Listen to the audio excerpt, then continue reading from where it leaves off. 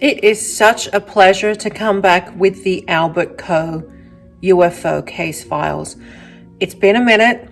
I haven't recorded more of the content for a few years, several years actually. And so I would like to bring you part 3 today of the Albert Coe story.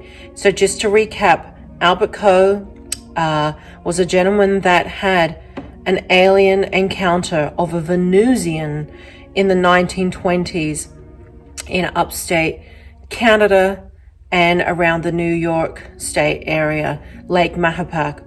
So around these areas. And him and a friend were trudging their canoes in very marshy, hard, rugged terrain areas. And they separated to see, which way was better. And Albert came across a man that had slipped and fell in a chasm, a rock chasm, and was pinned and had been there overnight and was pretty close to death by the time he had found him. But what Albert didn't know was that it was actually a man from Venus known as Zret.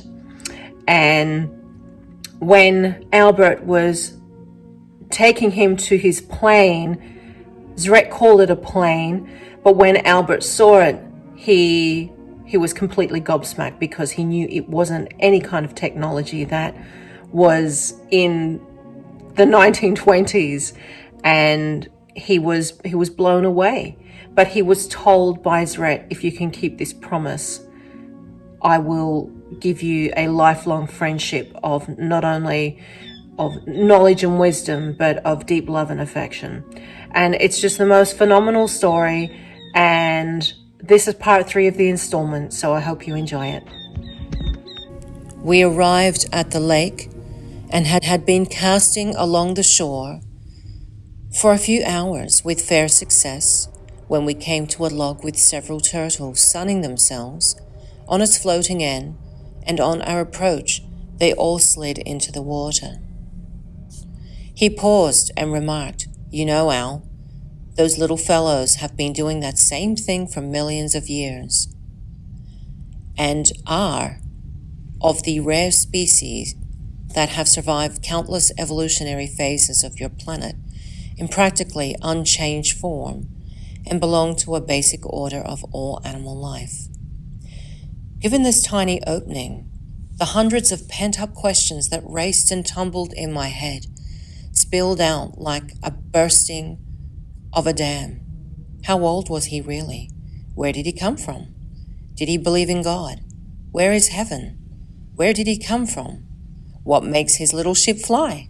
Was he married? Did he have children? Do they go to school? Where did he come from? What kind of houses did he live in? He threw up his hands and said, Whoa, you sound just like a babbling brook. But in all fairness, I do owe you, at least, a rudimental insight to the unfamiliarities which will predominate your studies with me. We might as well start now, for it is time for a break and a bite of lunch, so let's pick a comfortable spot, and during the next couple of hours, I will try to satisfy some of your curiosity. The things that you already know in this line of questioning, I am quite aware that my appearance does not belie the fact in your mind that I am considerably older, and although the functional ability of my body through our revitalizing methods is actually not much more advanced in aging processes than your own, the tremendous difference of age is going to startle you. In Earth's time standard, I am exactly 304 years older than you. This reversal to youth was a vital requirement in establishing our identity as Earthlings for the foundation block and the fulfillment of our mission here, depended upon being accepted by your various races as their own. Our home is quite simple to explain and is actually 2 worlds, one the planet Mars, nearing the end of an evolutionary life, and the other, planet Venus, younger in evolutionary processes than Earth, but its higher regions are not too drastically different than the environment here. The long and intricate details will have to wait for future discussion. The direct answer to his incredible age and dwelling on 2 stars was a shocker that left me speechless, and I might add, a little apprehensive for a few minutes. But before he could skip on to another question, I regained my tongue and interrupted with, "It may be very simple to you, but why do you live on 2 worlds and come to still a third, our planet, as a boy?" He thought for a moment and replied, "A very logical query, and it is good, for as we talk, it recalls to mind another place, another teacher, another pupil, Greece, Plato, and Aristotle. They often chose the solace of a setting, as we do now, under the trees and sky, to conduct their debates, and I mention this for it concerns a miracle of evolutionary refinement, the brain. It was the powerful, if not fully matured brain of Aristotle that contributed a lasting influence on the cosmology, which is embodied in your next 2 questions, just as the immaturity of a composite brain destined a man very old in years, but of a more highly evolved mental attitude, to masquerade as a youth of your own race. To start off, you must realize that one question and answer will inevitably pave the way to hundreds of others. So you must also learn to practice a little patience, for it is impossible to cram the result of thousands of years of research and history into a few brief hours. But as your studies advance, question and answer will become integral in every step as you reach for a complete understanding. The first lesson of elementals, confined to some of your questioning, will then of necessity be broached in generalities, which I want you to ponder. You will find your initial impressions will be underlined with a confusion of comparisons, contradictions, and dissident tenets, in their confliction with accepted tradition and the established routine of study in your own educational systems. I do hope that you will continue to pursue your education with all diligence, but you will find as we break down the composite components of natural law and documented history, the analysis of your brain will formulate opinion, and that is this analogy will definitely bear on all your future thinking. This gift of a more complete knowledge I give from my heart, and somehow I know that it will not be abused, but only to enhance the joy and the beauty that you now find in nature's own priceless gift of life. Any question? My reply was in a rather negative vein, for the enormity of implication would have to sink in, but the aspect was still a little frightening, for would I be the only one in the whole world to know these things? His kindly boyish smile was somewhat reassuring, and he said, "Perhaps at present they may not know all, but whoever can foresee the unpredictable in the trend of future events, and knowledge, tempered with wisdom, should never foster fear." To give a little clarity to your puzzle of my complex home and present residence on Earth, I will cite an example of fact with which you are familiar and lead from it to the core of your mystery. Only recently, many of the more intelligent and cultural nations of Earth have concluded a long, bloody war, and during its progress, several innovations designed in specifics to the mass slaughter of humanity were introduced, such as improved explosives, warplanes, zeppelins, aerial bombs, U-boats, tanks, and poison gas. In your scholastic studies of history, you have probably recognized the advance in refinement of weaponry over the centuries, as copper and bronze replaced the stone-tipped arrow and axe. The steel lance and sword, with the crossbow, catapults, the horse, and war chariots, made those of bronze obsolete. Then gunpowder, rifles, cannon, chemistry, and the latest mechanized media of delivery in this sudden, if untimely death on land, sea, and air. As each new discovery, new invention was applied to a military potential, its horizon broadened to the eventual horror, brutality, and devastation that emerged as a world war. This conversion of inventive genius from the brain of Earth's inhabitants to ever greater devices of destruction was the prime factor that motivated our mission as we contrive to study and later on will ultimately work in the various professions to enable a determination of escalation if or when it continues to be that goal of an awakening field of science. Should a suspicion cross your mind that we may be spies, planning conquest on your lands, please dispel it, for your common sense should tell you that if this were the case, I surely would not be sitting here and discussing its details with you. As our association becomes closer, you will be convinced of this sincerity and that the pursuit of aggression, of subjugation, and its accompanying brutality find no place in our philosophy.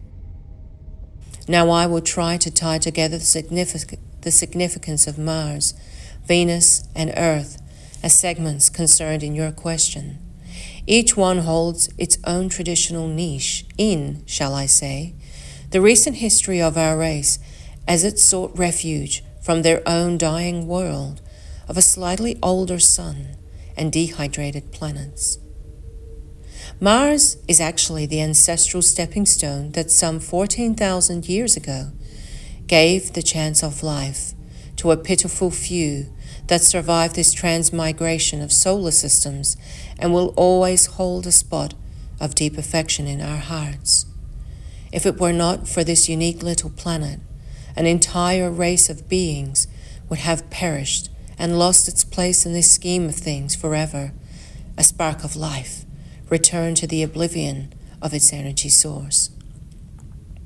I will deviate for a few moments to talk of unusual elements in the universe, undoubtedly an indefinable attribute of our Creator, the atom. This completely mystifies the brain and also defies the research of instrumentation, but at times directly influences the shaping of certain events and destinies. I mention this for they will often crop up in our discussions and will now isolate just one of these strange interveners that is simply termed in your language as luck, with its two sides of good or bad. This emphasis is on the good, for it not only played an unmistakable role in the conclusion of this epic flight by favoring one solitary ship, but was also quite evident in our meeting. In each instance, I know that without this presence, I surely would not be here to speak of it. Originally, when even tried to connect it, in part, to a similar theory of your supreme being, but is far more intricate in scope, more subtle, and is somehow wrapped up in the ceaseless and universal conflict of the opposites, cold, heat, negative, positive, etc. The method and motivation of its random appearance is the bugaboo that our research has, as yet, been unable to define. So that we do not get in too deeply today, I will merely illustrate by our meeting. I was trapped and helpless, with every safety device our science had advanced at my fingertips, in fact, even part of my body, and yet I felt my life was gradually slipping away. But with all the odds against me, there was still hope. With all adversity present, in the initial misstep and subsequent predicament, I will not detail, but only imply as the negative. Supposing that our places had been reversed that day, probably in effect, your first thought would have been, golly, I was lucky. That he happened along, and in these few words lie the crux of this analysis. Have you ever given any serious thought as to why these peculiar events do or should happen? I said, not actually, but had often wondered about some incidents particularly one of last winter. 3 of my buddies and I were hunting with 22 rifles, and as I tripped over a root or something, falling forward, a bullet fired by one of the boys ahead in a hasty pot shot at a squirrel running up a tree nicked my scalp. It turned out to be scarcely more than a scratch that bled a bit, but if I had been walking upright, it would have caught me in the chest, and who knows. It still seems that some irresistible power pushed me down under that bullet, and this we often consider in the light of a miracle. I have also thought on several occasions about the morning that we met. I almost turned back a couple of times because the likelihood of lugging a canoe and equipment over that rugged terrain was pretty remote, but the curiosity of what may be ahead kept me going. Could this curiosity be connected? Yes, Zret rejoined. That is exactly what I mean. Plus the controversial possibilities. 1, the time element. If it had been later in the day or next morning, it would have been all over for me. 2, under the circumstances, your common sense told you to turn back, but you kept on. 3, you might have picked your way over the logs and debris at the foot of that rock point. 4, you could have moved further inland, where the rise was not quite so steep. Now the question with these possible alternatives and the fact that it was a tremendously large wilderness, what intangible force directed your footsteps as you scrambled up that rocky knoll, the rubble loosening in the ascent, acting as a herald to your approach to my almost exact location? This is the type of unfamiliarities that I previously mentioned. Some, like this one, we have not completely solved, but research has wrested their secrets from thousands of others, and these whys and wherefores will continue the bulk of your studies. To continue our discussion of Mars, this same element of luck, so to speak, took over an uncontrollable ship. Through an exact angle of tangent, enabled it to land with 2/3 of its complement still alive on the only planet in the entire solar system that would not have destroyed her in atmospheric friction, chemicals, or semi-solid state. These hardy ancestors of mine then faced and overcame the planet's challenge of environment. Succeeding generations once again advanced to the scientific potential of launching twin probes to both Venus and Earth, both of which were subsequently colonized. In the primary stages of this expansion, bases of research were established on Venus to study her peculiar atmosphere, the geological composition, and life complexes, as the main colonization was concentrated on Earth, where they encountered several races of primitive but true human being. Here lies one of their great mistakes. Notwithstanding a broad and comprehensive knowledge, they were in a sense naive. They were confronted with certain trends and conditions they had never before known or visualized. The deadly conflict of man unto man, an act of brutality to one another or to animals, and the jealousy of possession that was so apparent in these primitive men was actually shrugged off as traits, a phase that education would correct. So they taught from 5 major centers that were founded during the next 30 years. 100 years of teaching wrought an amazing transition to these general areas of contact as former tribes of quarreling natives attained the status of men of science. Not once in this period was serious thought given to the fact that Earth's branch of humanity evolved from their earlier animal and primate orders more than 500,000 years later than our own entrance to this stage of advancing life, and must therefore be an elemental brain thousands of years away from a point of refinement that could submerge the dominant predatory characteristics of its animal beginnings. The possible consequence evaluated in view of this fact that only time refines.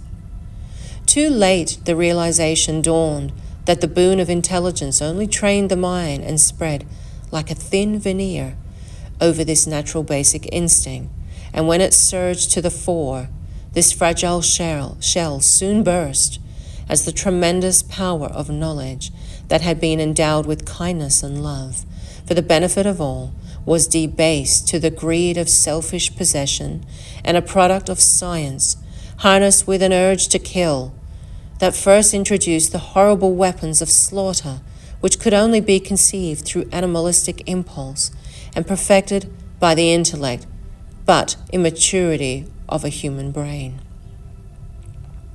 When this device was used to conquer, it broke away from human control, and the ensuing cataclysm exterminated a good deal of all life on earth, and our race was again shattered and broken.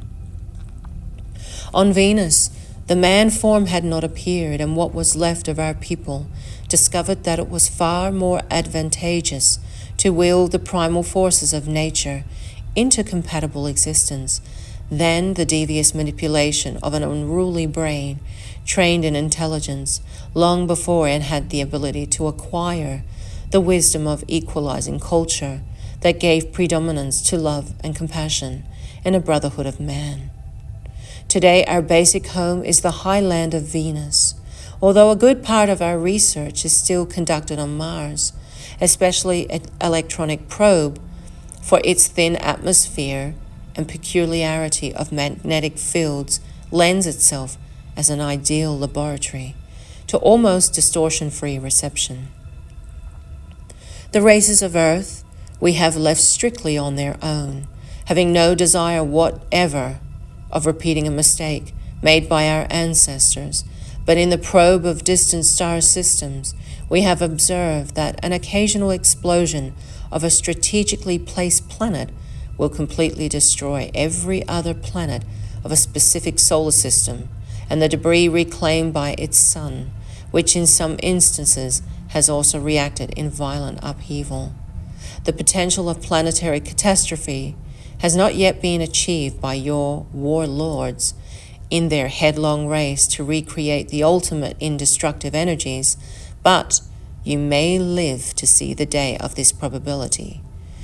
So, we dwell among the various nations of people, just as you, family boys in our present role of students, unassuming and without thought of conquest, subversion, or even interference in your way of life, but only to study trends. We are fully aware of the awesome power of a human brain, and also that the pressure of animalistic ferocity, when released in the blind, unreasoning fury of battle, can strip away even its counterbalance of common sense. Should our concern materialize, we will not be caught napping this time, for our position here will enable the evaluation of suitable counteractive, which, at least, would ensure the status quo balance of planetary orbit. I was becoming spellbound and lost in personal visualization as I tired to follow and comprehend Vzret's descriptions, although some were way over my head as he spoke of planet and star systems with the same assured familiarity that I would mention a local train ride from Hastings to New York and his hint of releasing explosives that would, in essence, place the destruction of Pompeii by Vesuvius in the same category as a battle between two Indian war parties was a bit hard to picture, but it did tie in with the fabled disappearance of Atlantis, and I was content only to listen, wrapped in admiration of his unusual knowledge. And he continued. So I hope you enjoyed part 3 of Albert Coe's The Shocking Truth, and I hope I don't leave it as long to complete part 4 of the next series. And it just shows you that UFO experiences and UFO encounters have been happening forever, and this is a very rare old case, and to try and find the book online is even rarer. So I hope you enjoyed, and until next time.